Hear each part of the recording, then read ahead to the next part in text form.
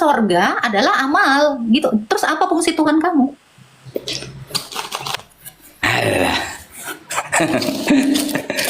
Fungsi dia apa? Karena yang masukkan sorga ternyata bukan dia. Amal kamu, perbuatan kamu yang ditimbang-timbang itu toh. Berarti kalian semua setelah mati jadi setan, bukan jadi manusia. Oh, tidak jadi setan. Kak, jadi manusia atau jadi setan? Kita bukan setan, kita setan. Oke, kalau begitu harus punya tubuh dong. Bagaimana saya mau jelaskan Saya Nah, kamu berarti nggak berilmu. Orang yang tidak punya ilmu, imani saja memang nggak bisa jelasin. Iyalah, kalau orang nggak imani aja harusnya dia bisa menjelasin imannya, kan gitu.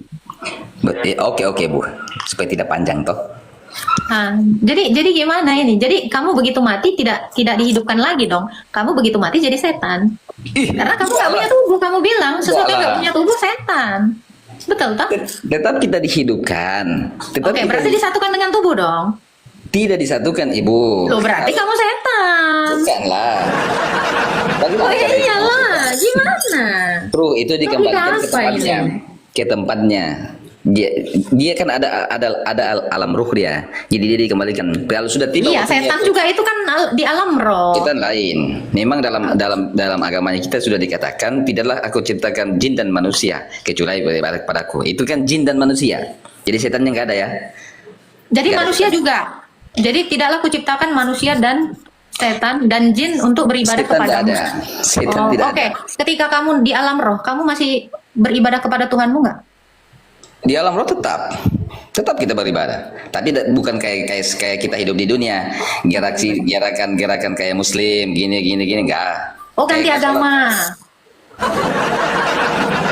Tidak Di seperti dunia kita. muslim, di alam roh ganti agama. Agama apa kira-kira Nggak nanti ada. ibadahnya?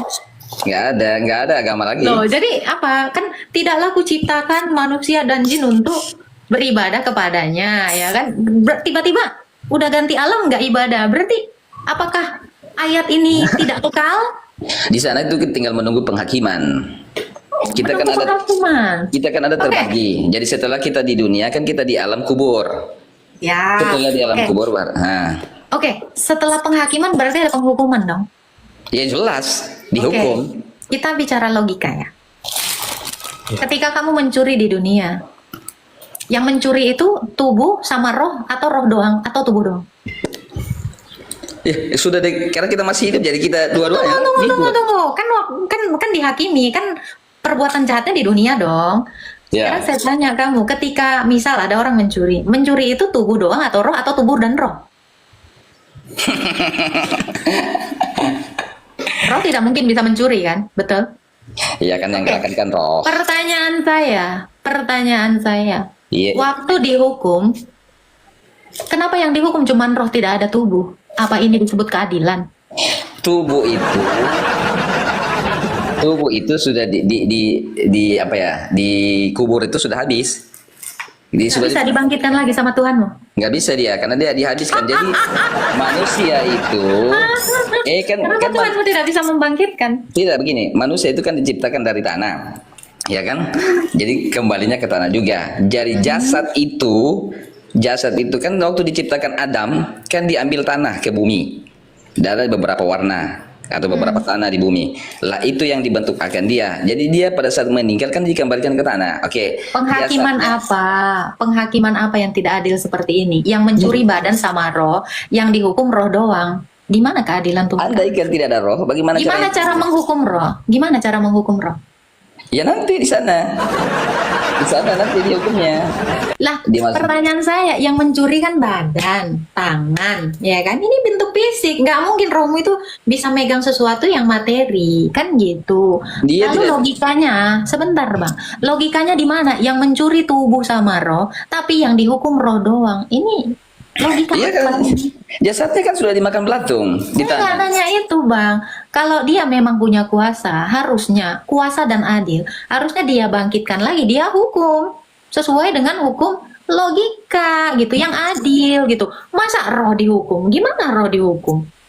Yang ngerasain sakitnya gimana? Sementara yang mencuri itu kan ini fisiknya, ini ada saraf-saraf di sini. Ini yang merasakan semuanya.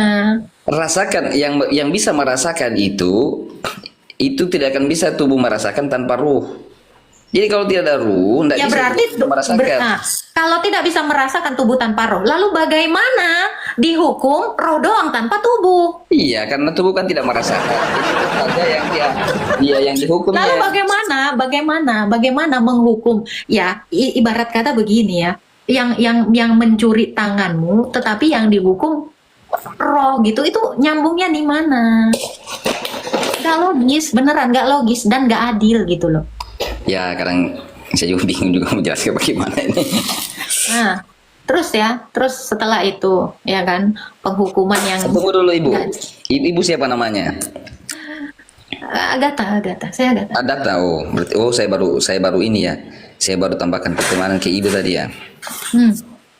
Oke, jadi nanti gimana kalian merasakan sorga kalian tanpa tubuh? Iya, sudah ruh itu yang rasakan nanti. Bukan lagi tubuh itu di alam di tanah, dikubur di tanah, itu sudah dimakan belatung, jadi habis semuanya. Ruh tadi yang dicabut dari tubuhnya itu sudah kembali ke alam ruh. Ruhnya itu sudah nanti yang diproses. Oke, saya tanya kamu, iblis itu bisa ngewek nggak? Iblis bisa ngewek nggak? Waduh, kalau itu saya kurang tahu kalau itu. Roh itu bisa ngewek nggak? Kenapa jadi pertanyaan begini? Sekarang saya tanya, roh bisa mencuri nggak? Aduh. Roh itu bisa mencuri Roh kan bisa mencuri nggak? kalau di dunia semasa dia masih melekat pada tubuh manusia. Setan bisa jatuh cinta nggak? Ini pertanyaannya. Iya, roh bisa jatuh cinta nggak? Apa yang bisa dirasakan sama roh? Kalau kalian itu nanti berakhirnya cuma jadi roh, apa yang mau kalian rasakan? Luar biasa. Roh kamu bisa sholat nggak? Itu tadi waktu di dunia masih bersama dengan tubuh dia akan berbuat. Jadi Ya dia berarti nggak bisa beribadah dong nanti di alam roh. Kan dunia tempat sudah selesai. Jadi begini, dunia ini tempatnya kita beramal, mengumpulkan amal ibadah, bekal untuk di akhirat nanti. Karena pada saat manusia meninggal itu sudah terputus semuanya. Jadi dia sudah tidak bisa Bekal? lagi. Maksudnya bekal apa? Ya untuk bekal apa? itu bekal yang akan diproses timbangan atau di penghakiman di sana nanti itu yang diproses.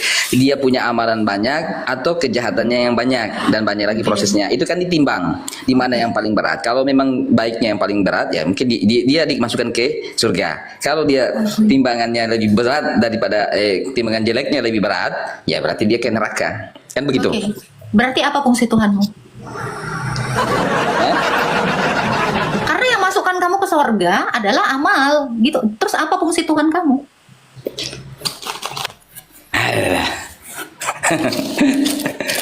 Fungsi dia apa?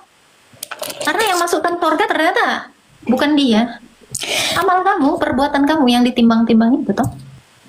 Iya, itu yang kasih masuk kita yang di baik atau buruk. Kalau dalam begitu Islam. tidak butuh agama untuk masuk surgamu. Kenapa? Ya beramal aja banyak-banyak. Jadi Buat kalau aja tidak ada bagus-bagus. bagaimana Karena caranya? Tuhan nggak kepake. Siapa yang ajarkan Adam sewaktu dia dihidupkan? Ada begitu banyak agama di sini yang mengajarkan tentang Adam. Agama Adam kamu nggak itu penting-penting juga. tidak, Adam itu diajarkan yang Maha Kuasa, Allah yang ajarkan dia.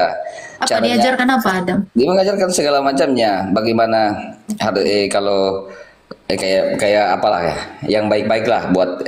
Dulu kita diciptakan manusia belum ada pakaian, kemudian diajarkan dia dari Oh, bahan apa Adam gitu. bikin baju. Ya untuk menutupi. Jadi diajarkan kebaikan. Kita punya ini. Kalau kayak gitu, kenapa Adam diciptakan tidak langsung berbusana? Iya, supaya nanti dia bisa mengajarkan kepada setelah dia atau anak cucunya nanti. Kenapa tidak diciptakan kayak satu pohon yang ada baju gitu? Lah sama saja seperti anak-anak yang belajar di sekolah dari SD kan diajarkan dulu dari awal. Iya, kenapa Tuhan tidak menciptakan pohon yang itu baju gitu? Untuk apa diajarin bikin baju? Iya, diajarin lah setelahnya nanti kayak di zamannya kita nih, mereka sudah bisa buat apa segala macam yang modern. Itu kan awal dari sana diajarkan. Dari sana mana? Iya. Saya belum pernah nemu ada manuskrip atau ada inskripsi yang menjelaskan di zaman Adam ada baju. Ah, Anda pernah kuliah lalu? Di mana? Ada inskripsi yang menjelaskan. Ada suatu peradaban bikin baju di zamannya Adam. Iya, itu kan dari kulit kayu lah, diajarkan dia ambil kulit Kulit kayu, kayu? di kulit dikasih keluar, diambil yang agak ini. Itu kan dari kulit kayu loh awalnya. Itu Itu teknik yang baru saya- ditemukan itu di zamannya dinasti Chow. Ada itu. Cuman saya tidak bisa jelaskan juga karena tapi saya pernah lihat itu di tayangannya tayangan Islam. Dia diceritakan tentang ya perjalanannya Adam. Ya pernah saya lihat. Iya, kalau kita ya, kita baca dari teori evolusi ya, di zaman megalitikum itu belum ada pakaian. Zaman Ya, purba. Adam ini di zaman mana? Kalau kita bicara tentang ilmu pengetahuan gitu ya. Makanya saya bilang tidak ada satu inskripsi apapun yang membuktikan di zaman Adam itu ada baju. Bagaimana ya? Kalau saya soalnya bukan penafsir Quran. Sebenarnya Quran sudah Dan menjelaskan. penafsir penelitian itu membuktikan di zaman megalitikum belum pakai baju. Wah, tapi saya pernah lihat tayangannya Islam itu ditayangkan itu perjalanannya. Apa tayangan ini manipulasi, tayangan tipu-tipu. Tidak, tidaklah. Tidak mungkin mereka. Beriman kepada video mah bisa dibikin bang, editing. Sebenarnya gini, saya kalau andai kan saya penghafal Quran dan tafsir, mungkin bisa saya jelaskan. Cuman karena dalam Al-Quran sudah dijelaskan semua. Apa kamu dari tadi nggak menjelaskan keadilan Tuhan aja bingung gitu. Jadi katanya dihidupkan padahal emang kagak mati, gimana sih? Terus penghukuman keadilan nggak relate. Yang nyuri tangan ada badannya, tiba-tiba yang dihukum rohnya aja. Nih, apa ini Tuhan? Seperti apa ini gaji?